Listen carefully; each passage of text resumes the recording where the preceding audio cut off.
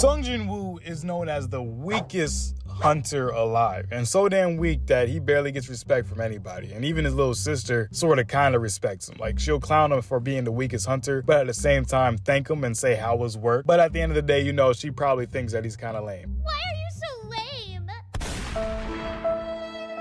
But the great thing is he doesn't stay like this. He doesn't really stay the weakest character for the whole anime. We get to see the character development after he went through this mad, grueling, really screwed up, somewhat of a ritual type of beating. So in the world of solo leveling, you got the normies and then you also got the hunters. The hunters came about when this big ass hole ended up opening up, or I guess you can call it a dungeon or whatever, opened up in the middle of their map. Once that started happening, it started bridging two worlds together, the underworld, it looks like, and then their current world. When these worlds got bridged, it also awakened hunters, which we know as the people who go inside these dungeons, quote unquote, and then they start fighting all these other goblins, demons, lycans, and all these other type of unworldly or underworld creatures. Now, as bad luck has it, when Sing Jin Woo also awakened his hunter powers, he got the bottom of the picking, so he ended up being the weakest hunter alive. And when you get your awakening power, you can't really change it. You don't really level it up. It's not like muscles. You can't get stronger. You could get stronger physically, but you can't really get stronger when it comes to making your awakening power a lot stronger. He's basically Krillin from Dragon Ball Z.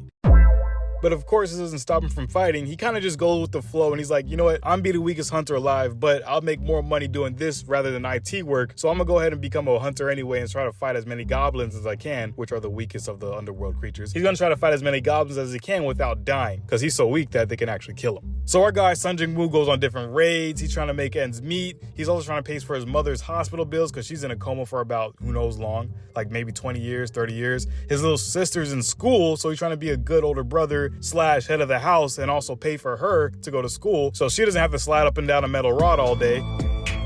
Like I said, Sing Jin Woo is going to keep doing what he has to do in order to make ends meet for his family. Now, the turning point begins when Sing Jin Woo has to go ahead and go into a dungeon, and this dungeon's with other somewhat lower class hunters. I mean, they're about E, D, and C rank, and the highest you can go is B, A, and I believe S rank. S rank is top tier. You basically the strongest of the strong. And then you got your A, B, and so forth down the line. So Sing Jin Woo, I think he's about a party of 8 right now. And I think he's normally picked in order to even get into these raids because they need about 8 people in order to even go into a dungeon. Which means, unfortunately, he's a lot of the times just a filler dude who needs to get in, and then they'll share the little scraps of what they made after everybody else gets paid. So he gets thrown into this dungeon with 7 other decent level hunters. And I believe it's 7, it could be 6, but my mind wants to say there's 8 people involved. So he's in there with 7 other people, including himself, which makes 8. Now they're going through this dungeon. They're already showing Sing Jin Woo getting jumped and getting his ass beat by a couple of goblins. He got shoved with a dagger. And then, of course, the healing mage on the team, she's over there catering to him mostly because he's getting the one that's getting his ass kicked the most of the time. Unfortunately, this is also the girl that kind of likes him and he kind of likes her, but he can't really make the move because he doesn't really have much confidence, also due to him being the weakest hunter. As they're clearing this dungeon, they somehow find a dungeon within the dungeon they're currently in, so a double dungeon.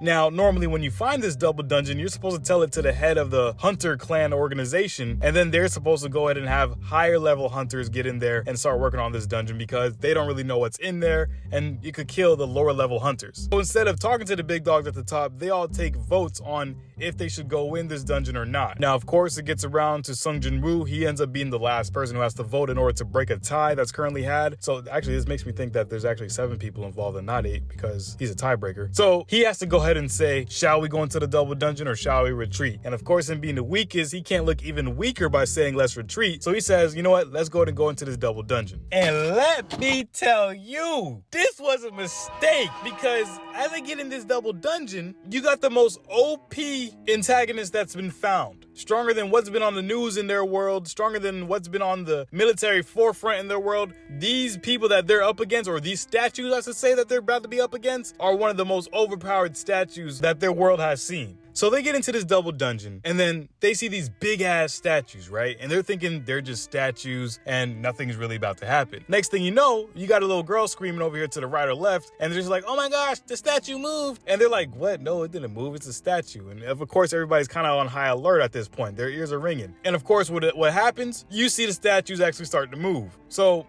As the statues move, they start taking bodies left and right. So their team is getting dwindled down as time goes on, simply because they don't understand that there are rules within this double dungeon. And these rules were basically like old time rules, like archaic type rules. So some of these rules were like praise the Lord, prove your faith to the Lord, like revere the Lord, stuff like that. Of course, you got one of the guys in there thinking that he's talking about Jesus, and he starts praying to Jesus. Oh Lord, our Father, hallowed be thy name. You know, and then of course what happens to him, he gets his head chopped off. Sing Jin Woo being Sing Jin Woo, he's the weakest hunter alive, so a lot of the times he has to stay on high alert just to not die. So what he does is he kind of peeps that, no, this isn't about Jesus, this is about the statues. So he tells everybody, bow down to the statue. Of course, this stops the killing that's being had at the moment, and everybody's able to hold their life for a couple more minutes. Now, the main statue, which I believe is quote-unquote Lord, it actually finds satisfaction from this and starts grinning from ear to ear, which is obviously crazy because it's a statue. From this point forward, a lot of people are looking towards Sing Jin Woo for answers because he already figured out the first clue. He's pretty much saved their ass so far.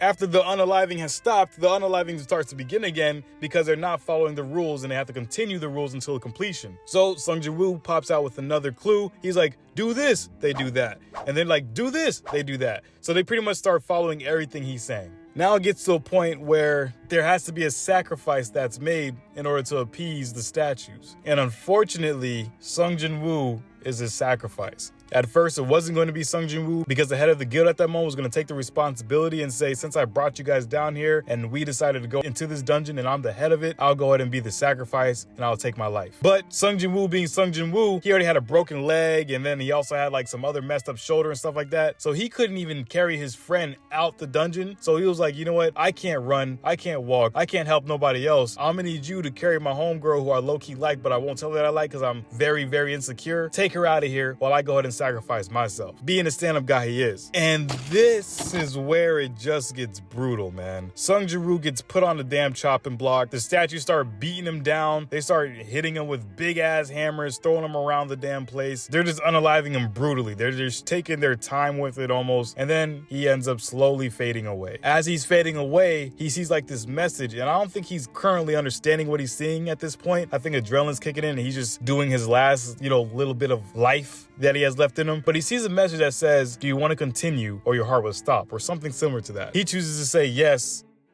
And then he wakes up in the hospital. When brother wakes up in the hospital, he has his leg back. He got his arm back. He's not as beat up and bruised anymore. Somehow he's revitalized and he's in tip-top shape. But he still sees this gameplay type message on the screen, but no one else can see it. So only his eyes are able to see these messages being displayed. And these messages start popping up throughout the anime, giving him tasks to do to improve his stamina, his power, his agility, his speed, his strength. Things that you would do in a game almost. And he's realizing he's a part of a system that he didn't even ask to be a part of. But he's gonna play the game because this is actually making him stronger. The crazy thing about it is, when he took a test in order to see if his hunter skill was up, it wasn't. He was still a bottom of the bottom weakest hunter on paper. But when it came to skill, agility, and actually performing, he looked like he was an S-rank hunter. Him understanding the game a little bit better, he wanted to go ahead and keep this a secret for as long as he can. So he's going around doing raids and everything, acting like he's still just a weakest hunter alive, just trying to get by. But he's making money a lot easier now, and he doesn't have to worry about goblins killing him. He's just going and he's stabbing them in the back as nobody's looking very easily, so his cover of being actually very strong doesn't get blown. And honestly, the next scene is so amazing that I don't even want to spoil it for you guys. I want you to go ahead and see if you can check out Solo Leveling yourself and go from here, because it just gets better and better and better. And I didn't even scratch the surface of spoilers, and I'm not even trying to spoil it for you, but after you get past the first episode, which is amazing in itself, you'll see exactly what I'm talking about, man. This anime right here is tip-top. So I'm gonna give you time to watch it before I go any further. This has been What Did I Miss with Marv, and I would love for you to like, comment, subscribe, and I do want to see you in the next video with the next recap. Peace.